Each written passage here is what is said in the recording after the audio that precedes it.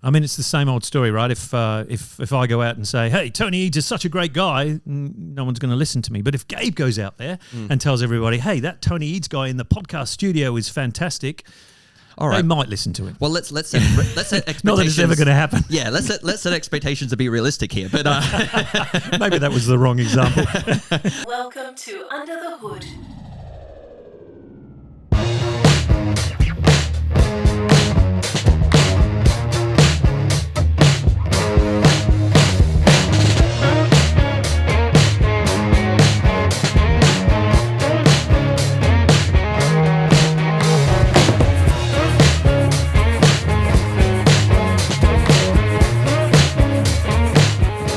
Welcome back to another edition of Under the Hood. Yes, it's us again, and we are under the hood at the wonderful Bella Vista podcast. My name is Tony Eades, and over there is... Oh, me. Yes, not Elizabeth. Not Elizabeth this time, no. Gabe McCarthy here. Hello, nice to see you again. Welcome back to the show for sales and marketing professionals, where we lift the hood, under the hood of all the latest tech and trends, don't we, Tony? Yes, we do. We're very hoodie. Very hoodie. Hoods going up everywhere. But yeah, under the hood, generally of HubSpot, but also AI and other technical kind of things that are important to you if you are in that realm of sales and marketing. Today's topic is surprising touch points for servicing customers that actually work. There's plenty that don't. We might even look at a few of those, but these ones work. So we're in a world of servicing customers now, so it's super important. But rules and regulations, please, Mr. McCarthy. I will stipulate them. We have 10 minutes and 10 minutes alone when Mr. Eades hits that timer. We will talk to the topic, get through it all, and stop once the timer hits. Do we ever? Well, in theory, that's what's supposed to happen. But stick to the rules, sir. But, you know, it's good to set expectations. I agree, Tony. So we'll stop at 10 minutes, and then we'll have our toolkit section, ladies and gentlemen, our favorite section, where we talk about mostly AI when we're talking about Tony. Although he might not have one today. Who knows? He could surprise us. Actually, I stole Elizabeth's toolkit. She was in a rush to get back to the plane, so I took her toolkit. So I've been rummaging around in that. So you did have it when she texted us asking where her toolkit was. Well, I needed it for this episode because I wanted to do something, because you always complain I don't do HubSpotty stuff. So thanks to Elizabeth's toolkit, I rummaged around and found a really cool one. Well, that's very kind of you to think of HubSpot. She can have it back now. And Elizabeth. We appreciate you, Tony. But yes, we'll go into toolkits, which will be a fun little section at the end. So stick around till then. But for now, like Tony said, the topic for today, 10 minutes on the clock, surprising touch points for servicing customers that actually work. Now, first of all, if the timer started, yes, it has. Yes, I have done that. Good.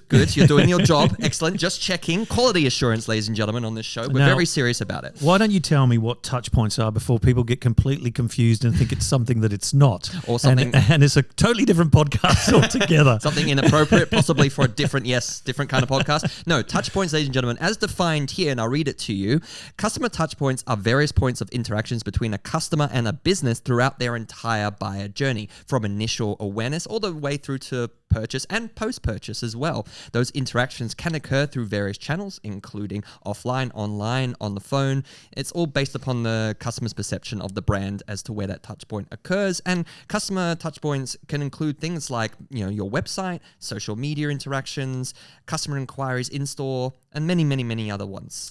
So in essence, like the buyer journey, right? Very first touch point to the very last touch point. But as we often say on this show, is there ever a last one? There shouldn't be. It should just keep going on forever. If you're looking after the customers correctly and understanding where those touch points need to be, then the relationship should never end. Perfect case in point is that, you know, I search and buy like a crib for my newborn son, and then I start getting advertised throughout my remaining post-purchase all other little additions like a mobile or a new blanket, you know. I can just imagine the type of crib that you have now. There's kind of everything on there, from security cameras to all sorts of toys hanging off this. I wonder if it still stands up. Well, it's big enough to fit me, and that's all that matters. Right. It's a double. But to speak of touch points and those that don't work, before we talk about the ones that do, I think it's important, Tony. Top failures of businesses when it comes to customer service touch points, ladies and gentlemen. The top 5, at least I've identified through my experience working in marketing, is slow response times. That's probably the worst one. That's the worst, honestly. You always talk about Telstra, Tony, and I don't blame you, because that is a quintessential example. They used to be a client of ours until we started me talking negatively about them. But case in point, though, you think about it, like you've got a problem right here, right now. You need a solution here. Yes. You know, and we've said those stats before that the first business to respond to someone's inquiry is the one that wins the business. It's the same in service, right? If someone's got a problem, they want to be able to instantly reach out, have it fixed, not wait for an email 5 days later. Exactly. And then within those emails too, you often get inconsistent communication. So that's a big point of failure for businesses, as well as lack of personalization. Being a very generic response sucks a lot of the time, especially when you want an answer. Yeah. You know, and they give you the wrong answer. Exactly. It's kind of like, you know what, when you've got a technology kind of problem and they first say, turn it off and turn it on again. And you go, well, I have actually done that already. Yeah. I think that's the first thing. And if I did that, I'd stop talking to you because I'm talking to you on that bit of technology. Inadequate knowledge base is another key one too, that people draw all their information from, as well as ignoring feedback. Again, a terrible bugbear of that one, isn't it? Like feedback is your customers are telling you. They're telling you that they're not happy or they're not happy with something, and how you respond is going to turn that feedback into something a bit more positive. But listen to the feedback. Exactly. And part of that feedback we've seen from some of the stats we pulled up is 70% of the buying experience is based on how the customer is treated, right? 70%. That's a massive part of it, right? You think about all the times you've purchased. Yeah. You know, what are the times that you've just bailed out because you're sick of all those problems that were brought up, you know, waiting too long, not getting the right feedback, not getting the right messaging sent to you. You know, think of all those examples. I know. Well, let me take your 70% and up it. What about 80% of customers said that they have switched brands? Oh my goodness. Because of poor customer experience. It doesn't matter how good your product is or your initial experience when they first come in, how good and glossy your website is. Poor customer experience, 80% of them are gone. That's a massive amount. You know how hard it is to get a customer in the first place. To lose 80% of them, probably to a competitor, is pretty bad stuff.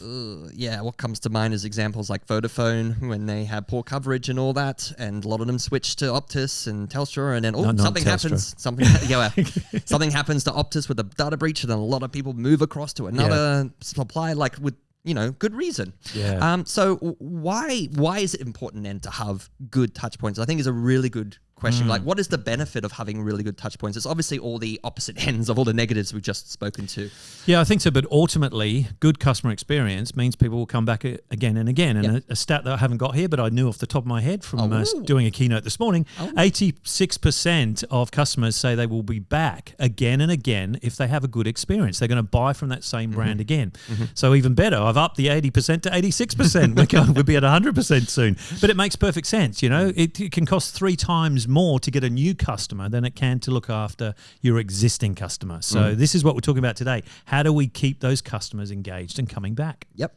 And some of the key things you should be considering, not just the positive customer experience through the purchasing phase and post-purchasing phase as well, but also making sure you consider brand consistency.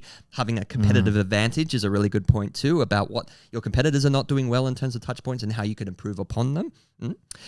Customer retention and upsell opportunities, obviously, as you mentioned there. Increased sales as well can really occur quite significantly if the touch points are hit correctly and at the right times in the right way and personalized to you, the individual. You know, it's much easier to sell when you're able to say hi to first name. I know you've got a problem with X. Here's the solution, or here's the product, you know?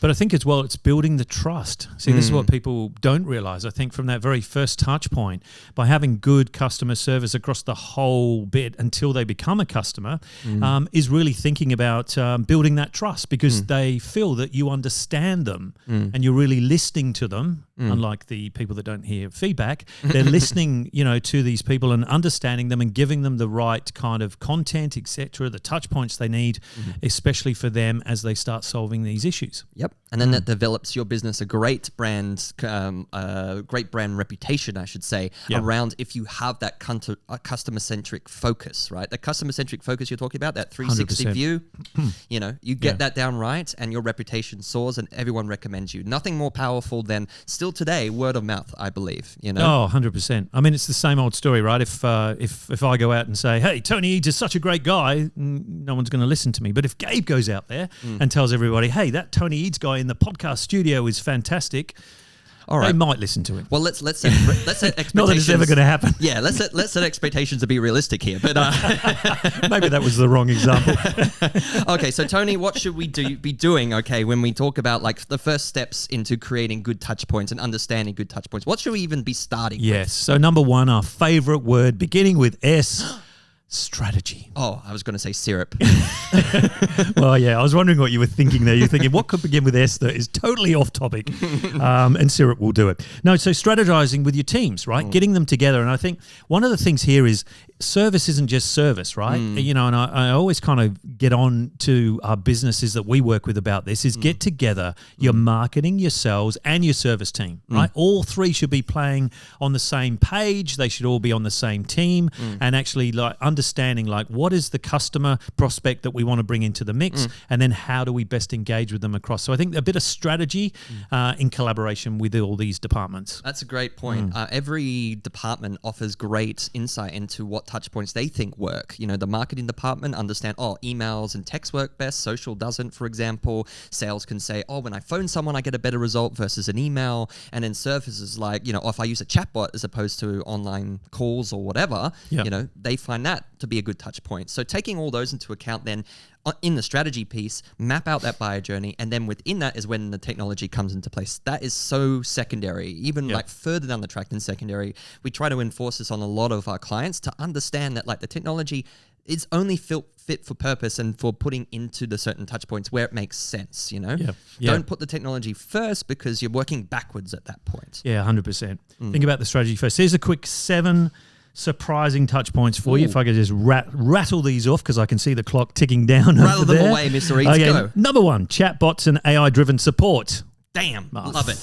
Favorite old AI support. Love it. Video support. You use this a lot? Send the old vidyards through. All the time. Videos. Yep, fantastic. Social media direct messaging. Like use social media to connect with your customers and respond to them. Yep, hit me up in my DMs. Smart home integration. Now, this is an interesting one. Amazon Echo, Google Home, like they're all in the place of your customers. How do you actually make those work with the rise of those smart home devices? QR codes. Love a QR code. I know. We had a few of those at the event today. Just scan the code and everybody's in. Interactive content. We talk about this all the time. You know, people can download it, play with it. You know, kind of calculators, all that kind of stuff can help. And SMS support. Like we still use these smartphones. They're with us everywhere. Email sometimes can get a bit lost, but a quick SMS to give someone an update on how their query's going or whatever it might be. I honestly find SMS to be quite underutilized a lot these days, and I think people could use them smartly, if used smartly and sparingly. I think it could be really effective. But I think try and avoid putting links in SMS because there's also this cloud, if you like, of spamming that people, I know I do, and I get legitimate ones coming in, and I think, should I click it or shouldn't I click it? Never click it. Okay, I won't click it. And we're out of time. Perfect timing, actually. Why is that? You still got some things to share. Well, I do, but I think it's fine that we go after the timer for this because it's one that is you're actually the boss. Yes, I'm the boss and the producer of this show, and I get to say what happens. I want to talk about the why now and show you a bit of an example here of an actual tech example built with a strategy behind it that we did for a client that really worked and made sense and hit all those frustration points at the beginning, you know, inconsistency. If I can say that word ever on the first try. Take that one out of your script next week. I know. It's so consistent that it's inconsistent that it be there. Consistency of messaging, getting feedback, all those, you know, frustration points we talked at the beginning. This addresses them all, right? So like we said, get your team together, map it out, blah, blah, blah. And this is what we did with these guys. So we took HubSpot as the source of technology because we understood that it would accommodate the buyer journey, understood that technology would fit this particular use case. So we said, all right, let's connect that. And we connected as well to the client's Slack channel as well. So that when they got inquiries, they didn't have to jump into the portal. What did they always have open is Slack. So it made sense to connect it to Slack, right? And they got the same inquiries and could respond in Slack too. So great. Yeah, nice. So they allowed to receive inquiries through those in real time if they had the live chatbot available. If it wasn't available, they just leave a message saying, you know, leave a message in your email, we'll respond later, you know. But in that too, they understood that like people, they were losing and dropping out and not getting like the actual email set in the inquiry. They were losing people essentially when nobody was live and on the chat. So what they did was they had in there auto-generated responses built in with AI. right, that pulled from the actual HubSpot knowledge base. So this is what HubSpot knowledge base can do now, is if a knowledge base, in a sense, is a huge FAQs, portal where every sort of answer from sales and marketing and service, anything you could ask for around your product or service is all housed in there. You search keywords and you can probably find an answer. What the chatbot does is appear on every page, has an AI that says and talks almost like a human, saying, hey, how can I help you? What are you after? Blah, blah, blah. You type in a few key terms, or, you ask, I have an inquiry, and it'll be like, oh, I can help you if you want to, find out what the answer is. And then you type in that answer, you type in that question or that keyword, and it comes up from the knowledge base and actually gives it to you, not like as a click this article to go here, but it actually repurposes it into a message. You know what I mean? That actually says, oh, have you considered doing X, Y, Z? And that's almost like a person talking to you, as opposed to saying, here's a link, find the answer there, which is, I think, is an amazing reduction of a friction point that's been prominent throughout chatbots for so many years. That they're not human. Yeah, they don't sound human. So this is more conversational, which is really where chatbots have to go, right? Exactly. And now there's chatbots that pull out from ChatGPT and all of that. But the technology that HubSpot uses within their chat AI uses basically the same kind of technology, which is really, really cool. And then finally, to add to that, if you are on, and for consistency purposes, using a live chat, what HubSpot can offer to you as well, if you're responding, is snippets, whereby you just put a hashtag and a little key term about how you respond to a typical inquiry, and it comes up with the answer for you, and you just hit enter, and then you respond. And it's the same response every time and consistently done by your team. Yeah, amazing. And just quickly, Intercom as well, which is another platform that we bulked on, if you like, has now the AI-powered chatbot, which you'll be pleased to know is called Finn. Named after your son.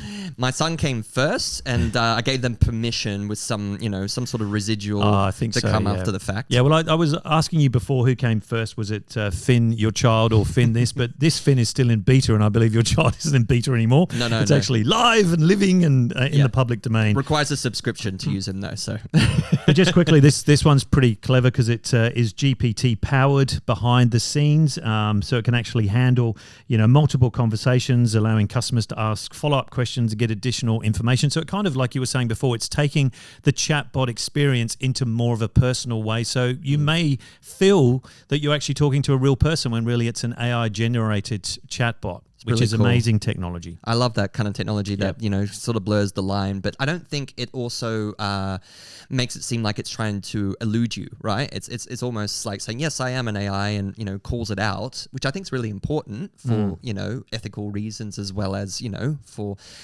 keeping things above board. But I do like that that's a call out, and it does that operationally. Or maybe it just gives itself a name that's not so human, like Zoran. Hello, I'm Zoran. Your chatbot. I went on the Salted Stone website. It's called SaltyBot, isn't it? I think it's called that's SaltyBot. Right. Actually, give it a fun name.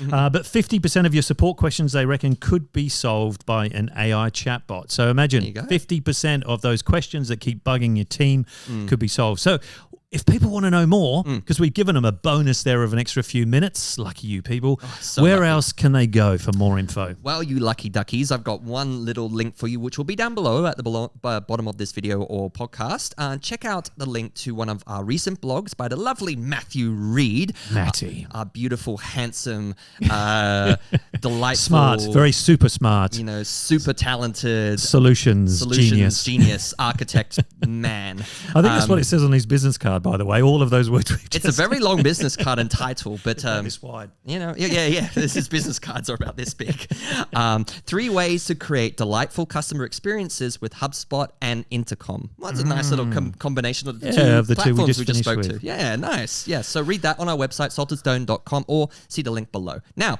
with that said, Tony, let's jump into the Toolkit.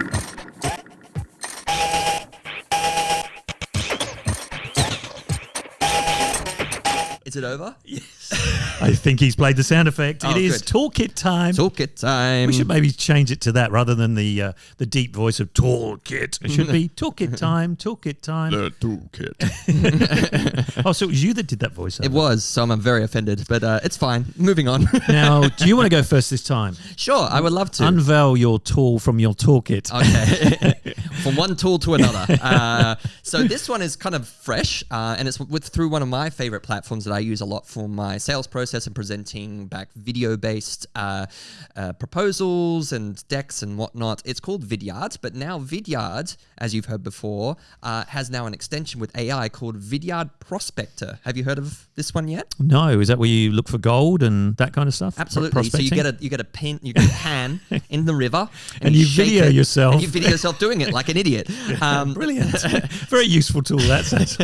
But the way that they describe it in a nutshell, I thought was really good. The summary is: imagine if you had a virtual sales assistant who could fully automate the tasks of sourcing new leads, verifying contact deals, and sending personalized messages on your behalf, and not just like typed AI generated message, but also video messages too. So it does that for you. It does. How does it do it? Well, log on and find out. I'm just going to give you the summary though. Okay. So what it does is you can type in for contact research, like I want to look for companies of this industry in this location, right? That's part of the assistant that does for sourcing the new leads. Yep. Then what it does, it basically acquisitions that data, and then it gives you like prompts on how to respond. So it'll just fill up like a email response kind of thing for you and say, this is how you should talk to this person, and here's where the video goes, and here's how we can generate a video image in there for you. So it's like an embedded video in the actual email itself. Oh, nice. And then it personalizes the messages also as well. So it says first name, last name, your company name, etc. to this person. So it feels very direct and personalized, and it comes from you directly as well. It doesn't play in the actual email though, does it? Is it a link? It does play. So it's hard to explain, but like say a GIF. Yep. Right? Yep. Where you have a GIF and it plays the first few seconds. Okay, so it's moving around. Okay, yep. Yeah. So it does that and then incentivizes you to click, which I think is pretty cool. Yeah. You can obviously measure the clicks, people interacting, how long they've watched those videos, etc. The message queuing and delivery is AI generated messaging, so it means just less clicks that you have to do to generate the message. And then also you can have in there your meeting scheduling, which is very similar to HubSpot. A lot of these are very, very similar to HubSpot. I think it is good as a free starting tool, whereas a lot of HubSpot ones aren't. And it's kind of more of a low bar entry to using AI tools and whatnot, with the added bonus of video, which I don't think HubSpot does as proficiently as this.